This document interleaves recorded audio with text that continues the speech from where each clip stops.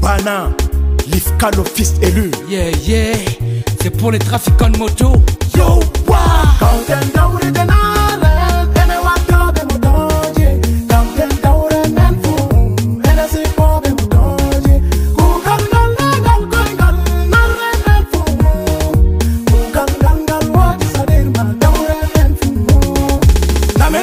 La debalere, Hakunde Nigeria, Cameroon. Bobe bonder la de Hamadare, Hakunde RCB Cameroon. Lamedum nervi du betako, Fungam hisuko talakako, Maje pere pere erada. La debalere nasada, La bini duri tokada, Nange jemada medum taknada. En yamata koko engele, En yarata koko engele, En tanata naide belle, Fungam dalila jaudele. Gal wodi sadir man den gal wodi fikina Masi banji don der la tende Dube be fasi der la tende Dube wadi accident manye ton Duanen don naga wabe pere Silto alare ya warte jam Wabe pere don gal navive Wabe pere don gal torrebe Wabe pere don gal jijebe Kauten dauri den alen Ene wakabe motoje Kauten dauri den fu Ene se kobe motoje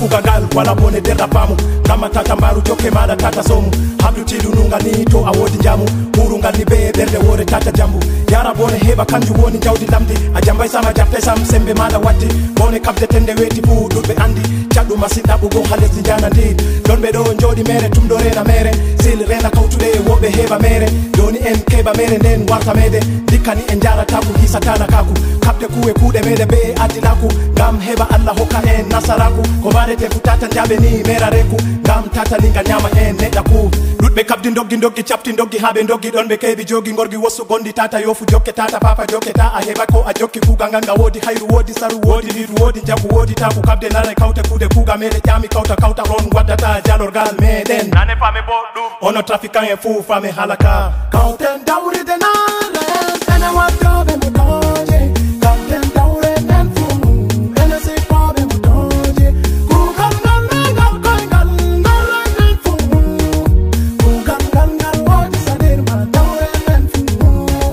Nous avons les mêmes rêves de couleur, roulons la surpatience et douleur.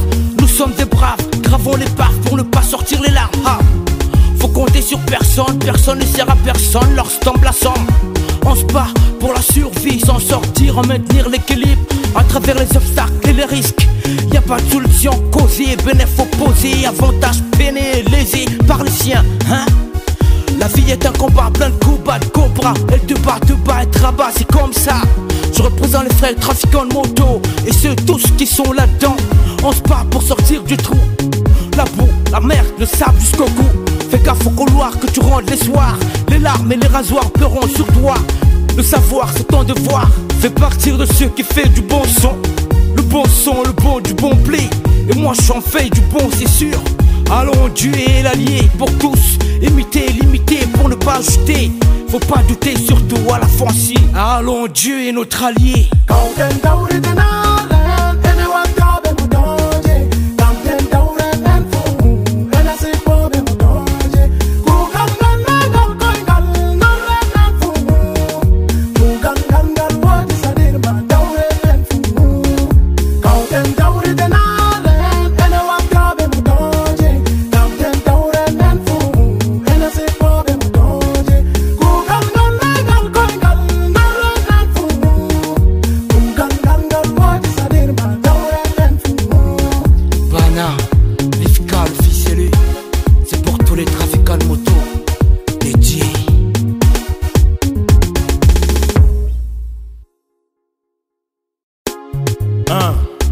Bana, Lifka le fils élu. Yeah, yeah, c'est pour les trafiquants de moto. Yo, wa!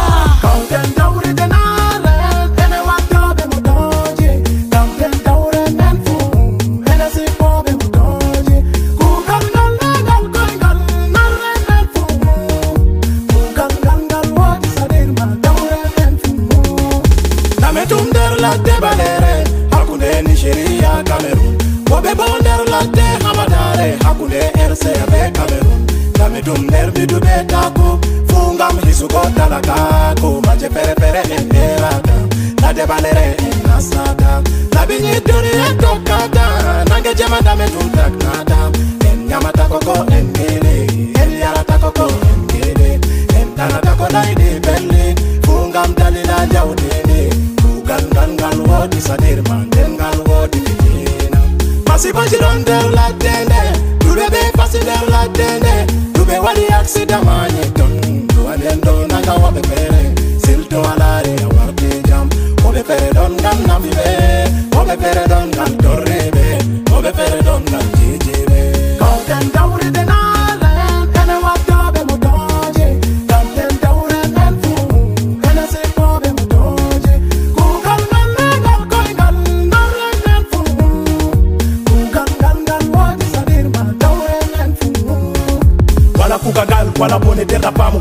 kama tata mbaru joke mala tata somu habdu tidununga ni to awodi jamu urunga ni be berde wore tata jambu yara bone heba kanju woni jawdi lamdi a jambay sama jafte sam sembe mala waddi bone kabde tende weti fu dudbe andi jaddu masida bugo halesi jana ndi don be do jodi mere tum do rena mere sil rena kawtude wobe heba mere doni en keba mere nden warta mede dikani en jara taku hisatana kaku kabde kuwe kude mede be adilaku ngam heba Allah hokka en nasaraku ko barete futata jabe ni mera reku ngam tata linga nyama en neda ku dudbe kabdi ndoggi chapti ndoggi habe ndoggi don be kebi jogi ngorgi wosu gondi tata yofu jokke tata papa jokke ta a heba ko a jokki kuga nganga wodi hayru wodi saru wodi liru wodi jabu wodi taku kabde nare kawte kude kuga mede jami kawta ron wadata jalorgal meden nane fami boddum ono trafikan e fu fami halaka kawten dawri de nale ene wakabe motoje kawten dawre en fu ene se kobe motoje kugal ngal koigal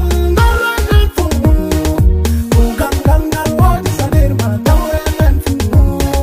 Tous avons les mêmes rêves de couleur, coulons la surpatience et douleur. Nous sommes des braves, gravons les parts pour ne pas sortir les larmes. Ah. Faut compter sur personne, personne ne sert à personne lorsqu'on tombe la somme. On se bat pour la survie, s'en sortir, en maintenir l'équilibre à travers les obstacles et les risques. Y a pas de solution causée, bénéfice opposé, avantage peiné, lésé par les siens, hein. La vie est un combat plein de coups bas de cobra. Elle te bat, et te rabat, c'est comme ça. Je représente les frères trafiquants de moto et ceux tous qui sont là-dedans. On se bat pour sortir du trou. La boue, la merde, le sable jusqu'au cou. Fais gaffe au couloir que tu rentres les soirs. Les larmes et les rasoirs pleureront sur toi. Le savoir c'est ton devoir. Fais partir de ceux qui fait du bon son. Le bon son, le bon du bon blé. Et moi j'en fais du bon c'est sûr. Allons, Dieu est l'allié pour tous. Imiter, limiter pour ne pas ajouter. Faut pas douter surtout à la fancy. Allons, Dieu est notre allié.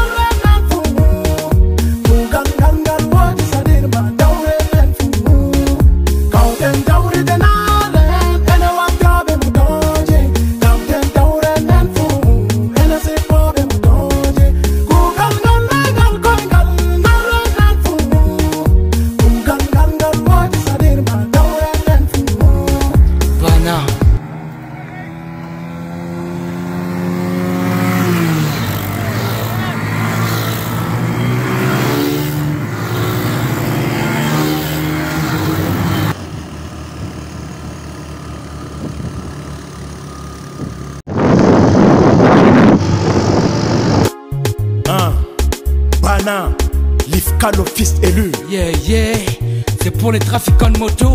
Yo, wa.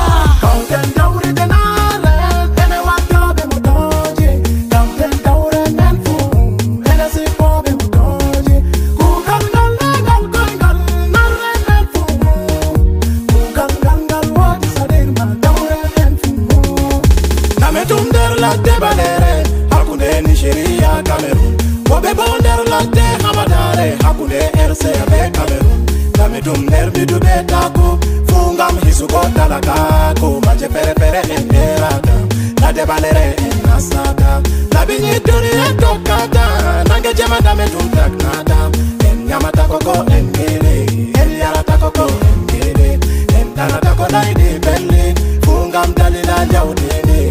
Gangan wodi sadir manden ngal wodi fitina masibaji don der la dende dube be fasi der la dende dube wadi accident manye ton duanden do naga wabe pere silto alare warde jam obe pere don ngal nabibe obe pere don ngal torrebe obe pere don ngal jejebe kauten dawri de nalen ene wadabe motoje kauten dawri men fu ene se pobe motoje kugal ngal koingal nalen men fu kugal ngal wadi sadir ma dawri men fu wala kugagal wala bone derapamu kama tata mbaru joke mala tata somu habdu tidu nunga ni to awodi jamu urunga ni be berde wore tata jambu yara bone heba kanju woni jawdi lamdi a jambay sama jafte sam sembe mala watti bone kabde tende weti fu dudbe andi jaddu masida bugo halesi jana ndi donbe do jodi mere tumdo rena mere sil rena kawtude wobe heba mere doni en keba mere nden warta mede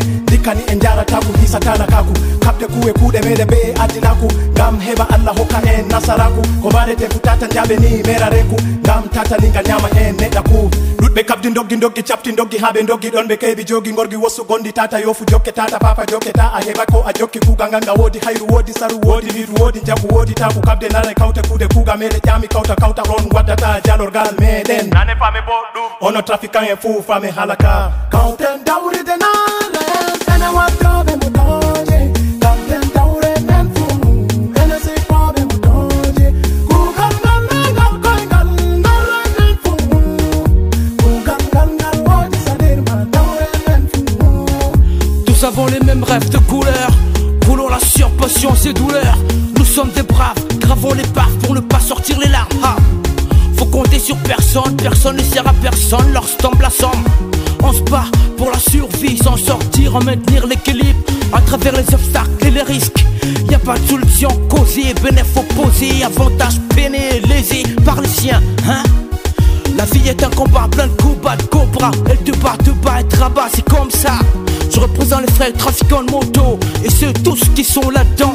On se bat pour sortir du trou. La boue, la merde, le sable jusqu'au cou. Fais gaffe au couloir que tu rentres les soirs. Les larmes et les rasoirs pleureront sur toi. Le savoir c'est ton devoir. Fais partir de ceux qui fait du bon son. Le bon son, le bon du bon blé. Et moi j'en fais du bon c'est sûr. Allons, Dieu est l'allié pour tous. Imiter, limiter pour ne pas ajouter. Faut pas douter surtout à la fancy. Allons, Dieu est notre allié. Kauten dawri de nale